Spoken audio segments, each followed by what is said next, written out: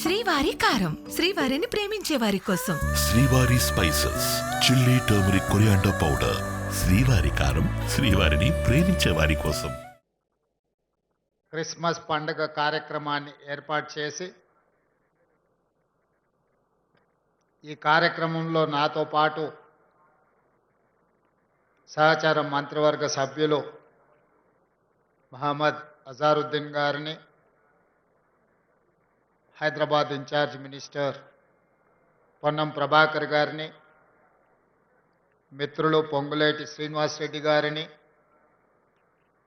అడ్లూరి లక్ష్మణ్ గారిని, వాకిటి శ్రీహరి గారిని, Telangana government advisor Mohammed Ali Shabbir గారిని, హరకర వేణుగోపాలరావు గారిని, మిత్రులు వేం నరేందర్ రెడ్డి గారిని, దీపక్ జాన్, వేదిక మీద ఉన్న పెద్దలందరూ, వివిధ కార్పొరేషన్లకు సంబంధించిన చైర్మన్లు, ఉమ్మడి ఆంధ్రప్రదేశ్ డీజీపీగా సేవలు అందించిన ఐపీఎస్ ఆఫీసర్ స్వరణ్జిత్ సేన్ గారు, వివిధ జిల్లాల నుంచి విచ్చేసిన మా క్రిస్టియన్ సోదరులందరికీ తెలంగాణ రాష్ట్ర ప్రభుత్వం తరఫున క్రిస్మస్ శుభాకాంక్షలు తెలియజేస్తున్నా.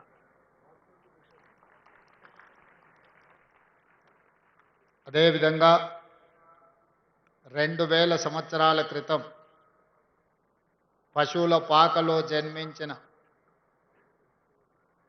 మానవ జన్మ ఎత్తి మానవ సేవనే మాధవ సేవ,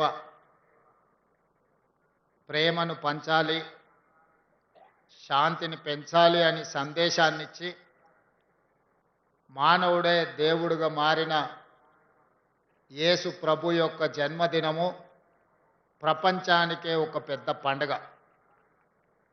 ఈ ప్రపంచంలో అన్ని దేశాలలో ఒకేసారి జరుపుకునే పండుగ ఏదైనా ఉందంటే అది ఒకే ఒక్క పండుగ, క్రిస్మస్ పండుగ. యేసు ప్రభు యొక్క జన్మ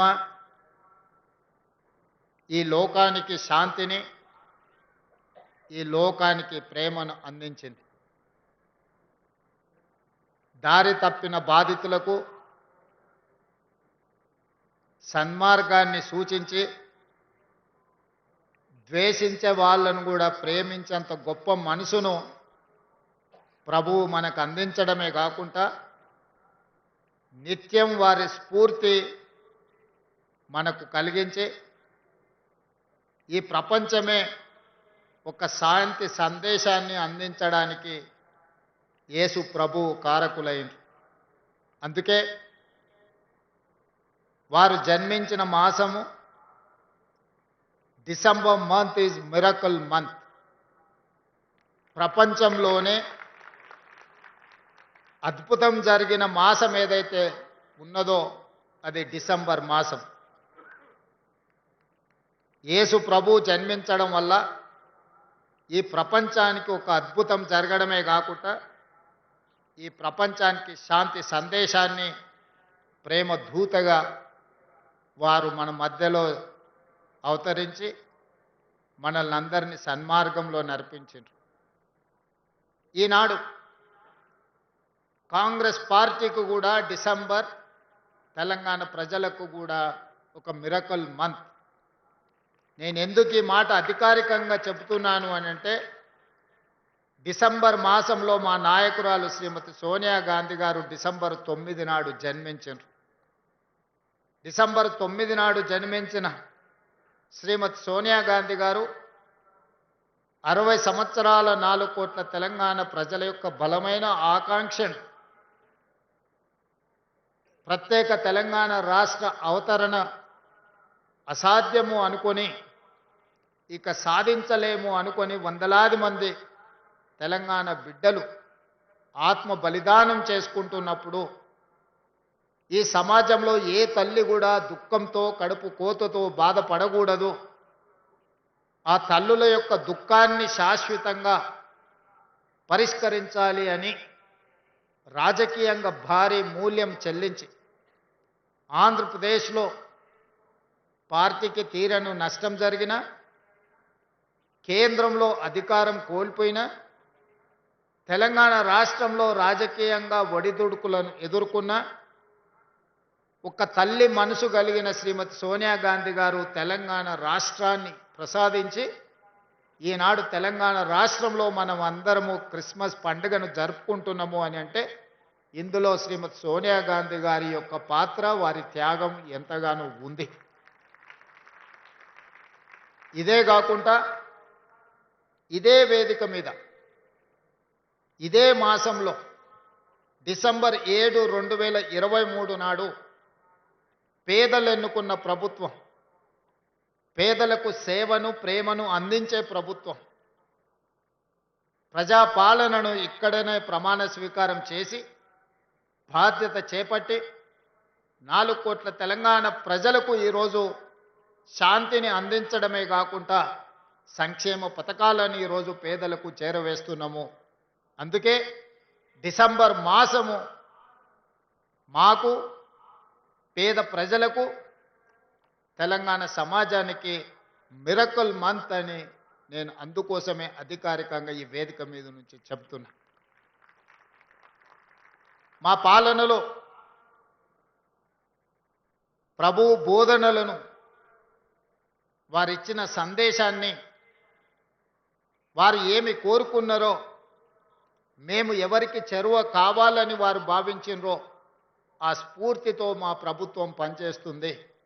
ఈ 2 సంవత్సరాలలో ఎంతమంది ఎన్ని రకాలుగా మమ్మల్ని తిట్టినా, మా మీద ఆరోపణలు చేసినా, ప్రజల మధ్యలో విద్వేషాలను రెచ్చగొట్టాలని ప్రయత్నం చేసినా శాంతిని కాపాడుతూనే సంక్షేమ పథకాలు అమలు చేస్తూ రాష్ట్రాన్ని అభివృద్ధి పదం వైపు నడిపించిన ఈనాడు తెలంగాణ రాష్ట్రంలో మహిళలకు ఉచిత బస్సు ప్రయాణం అందించి దాదాపుగా 8,500 కోట్ల రూపాయలు ఈ 2 సంవత్సరాలలో ఆడబిడ్డలకు ఉచిత ప్రయాణానికి ఈ ప్రభుత్వం ఖర్చు పెట్టింది.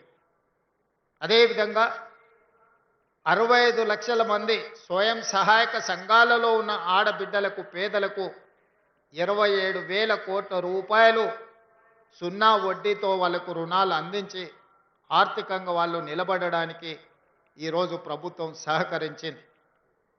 అదేవిధంగా పేదలకు నిలువ నీడ ఇవ్వాలి, పేదల యొక్క ఆత్మగౌరవం పెంచాలి అంటే సొంత ఇల్లు ఒక కల పేదవాడికి.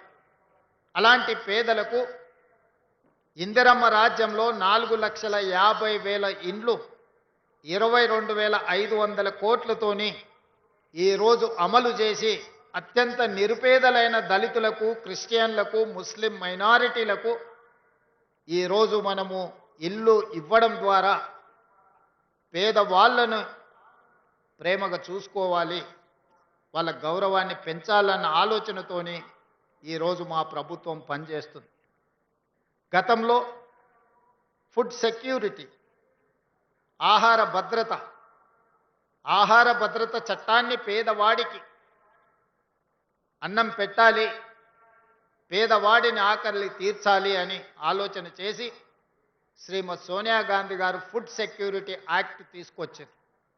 దాంతోని ప్రతి పేదవాడికి అది 5 కిలోల బియ్యం పంచే పంపిణీ కార్యక్రమం ఆనాడు సోనియా గాంధీ గారు మొదలుపెట్టిండ్రు. కానీ ఈనాడు పేదలు మెరుగైన జీవితం కోసం, తమ పిల్లల ఆరోగ్య భద్రత కోసం ఒక న్యూట్రిషన్ ఫుడ్ పిల్లలకు ఇవ్వాలన్న ఆలోచనతోటి 5 కిలోలను 6 కిలోలకు పెంచడమే కాకుండా దొడ్డు బియ్యం స్థానంలో ఈనాడు సన్న బియ్యము ఈరోజు ప్రతి పేదవాడికి తెలంగాణ రాష్ట్రంలో ఉన్న 3,10,00,000 మందికి ప్రతి నెల 6 కిలోల సన్న బియ్యం ఈరోజు పేదలకు అందిస్తున్నాము. ఈ సన్న బియ్యము వాళ్ళ సంటి పిల్లలకు తల్లిదండ్రులు సంతోషంగా ఈరోజు బుక్కెడు బువ్వ తినిపించగలుగుతున్నారు అని అంటే ఇది పేదల ప్రభుత్వం కాబట్టి పేదలను తమ కుటుంబ సభ్యులుగా భావించి ఈరోజు సన్న బియ్య కార్యక్రమాన్ని మనం తీసుకొచ్చినాం. అదేవిధంగా పండించిన పంటకు గిట్టుబాటు ధరనే కాకుండా 500 రూపాయల బోనస్ ఇవ్వడమే కాకుండా గ్రామీణ ప్రాంతాలలో వ్యవసాయానికి ఉచిత విద్యుత్తుతో పాటు పట్టణ ప్రాంతాలలో గ్రామీణ ప్రాంతాలలో ఉన్న పేదలకు 200 యూనిట్లు ఉచిత విద్యుత్తును అందించడం ద్వారా ప్రతి పేదవాడి ఇంటిలో వెలుగులు నింపాలి, వాళ్ళ కళ్ళల్లో ఆనందం చూడాలి అని ఈనాడు మన ప్రభుత్వం సంక్షేమ పథకాన్ని అమలు చేస్తే 50 లక్షల కుటుంబాలలో ఈరోజు ఉచిత విద్యుత్తు గృహాలలో ఈరోజు ఇవ్వగలుగుతున్నాం. 500 రూపాయలకే సిలిండర్ 50 లక్షల కుటుంబాలకి ఈరోజు మనం అందిస్తున్నాం. వ్యవసాయం చేసుకునే పేద రైతులకు 25,35,000 కుటుంబాలకు 21,000 కోట్ల రూపాయల రైతు రుణమాఫీ అమలు జరిగింది. రైతు భరోసా పథకం 9 రోజుల్లోనే 9,000 కోట్లు మన ప్రభుత్వం వచ్చినాక దాదాపుగా మనము 27,000 కోట్ల రూపాయలు ఈ పథకం ద్వారా అందించడం జరిగింది. మొత్తానికి వ్యవసాయానికి ఈ 2 సంవత్సరాలల్లో 1,04,000 కోట్ల రూపాయలు ఈరోజు రైతుల సంక్షేమం కోసం వ్యవసాయం దండగా అనుకునే కాడి నుంచి వ్యవసాయం అంటే పండుగ, రైతును రాజును చెయ్యాలని ఈరోజు వ్యవసాయం మీద ప్రత్యేకమైన దృష్టి పెట్టినాం. ఇవన్నీ ఒక ఎత్తైతే ఈనాడు ఒక అంశాన్ని మనం ప్రస్తావించుకోవాలి. వేదిక మీద చాలామంది పెద్దలు ఉన్నారు, ఎడ్యుకేషనల్ ఇన్స్టిట్యూట్స్ నడిపేవాళ్ళు. మొట్టమొదటి ప్రధానమంత్రి పండిత్ జవహర్లాల్ నెహ్రూ గారు ఈ దేశంలో ఉన్న నిరక్షరాస్యతను పారద్రోలడానికి సమాజంలో మనం ఎదగాలంటే విద్య చాలా ముఖ్యం, ఆకలి తీర్చాలి అనంటే ఇరిగేషన్ చాలా ముఖ్యం. అందుకే ఆనాడు పండిత్ జవహర్లాల్ నెహ్రూ గారు education and irrigation is my policy అని ఆనాడు ఎడ్యుకేషన్ ఇరిగేషన్ని ప్రాధాన్యత క్రమంలో తీసుకున్నాడు. ఇదే కాకుండా ఆనాడు మనిషి యొక్క జీవన ప్రమాణం పండిత్ జవహర్లాల్ నెహ్రూ గారు ప్రధానమంత్రిగా చేపట్టినప్పుడు 32 సంవత్సరాలు. ఒక మనిషి యొక్క జీవన ప్రమాణము దేశ స్వతంత్రం వచ్చినప్పుడు 32 సంవత్సరాలు మాత్రమే. ఇది చాలా ఆశ్చర్యకరమైన సమాచారం. అందుకే వైద్యం అనేది అత్యంత కీలకం ఈ దేశంలో. ప్రభుత్వం వైద్యానికి ఎంతో ప్రాధాన్యత ఇచ్చింది, విద్యకి ఎంతో ప్రాధాన్యత ఇచ్చింది. కానీ ప్రభుత్వము ఈ కోట్లాది ప్రజలకు విద్యను వైద్యాన్ని అందుబాటులోకి తీసుకురాలేకపోయింది.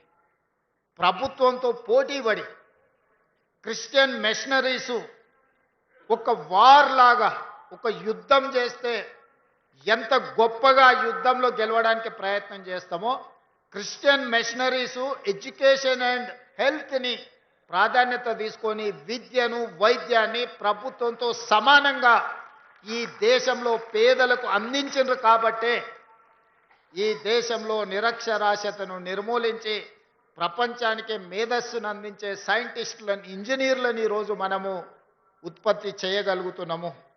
ఈనాటి జీవన ప్రమాణం ఈ మధ్యకాలంలో లెక్కలు బయటకు వచ్చినాయి. 72 సంవత్సరాలు మనిషి యొక్క జీవన ప్రమాణము సరాసరి ఈరోజు 72 సంవత్సరాలు.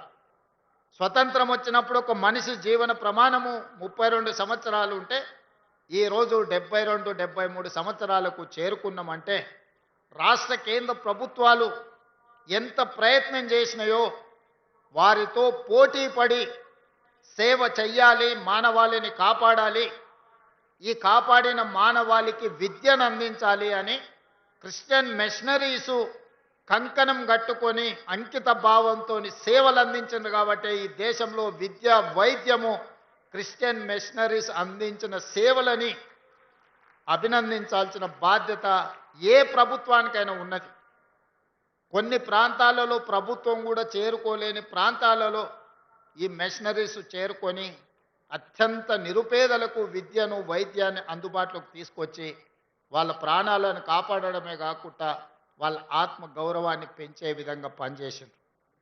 అందుకే ఈనాడు రాష్ట్ర ప్రభుత్వం ఎవరి మతాన్ని వాళ్ళు ఆచరించుకుంటూనే ఇతర మతాలను గౌరవించే విధంగా ఈరోజు పరిపాలనను కొనసాగిస్తున్నాం. నాకు నచ్చిన మతాన్ని నేను ఆచరించవచ్చు, అదే సమయంలో ఇతర మతాలను గౌరవించే వాతావరణాన్ని రాష్ట్రంలో తీసుకొచ్చినాం. మత ప్రాతిపదికన ఎవరైనా దాడులు చేయాలన్న ఆలోచన చేసినా అనుకోని చెదురుమదర సంఘటనలు ఏవైనా జరిగినా ప్రభుత్వం కఠినంగా అణిచివేసింది. అట్లాంటి వాళ్ళ పట్ల అప్రమత్తంగా ఈరోజు మా ప్రభుత్వం వ్యవహరిస్తున్నది. తొందరలోనే శాసనసభలో హేట్రెడ్ స్పీచ్ మీద కూడా చట్టాన్ని తెస్తాం.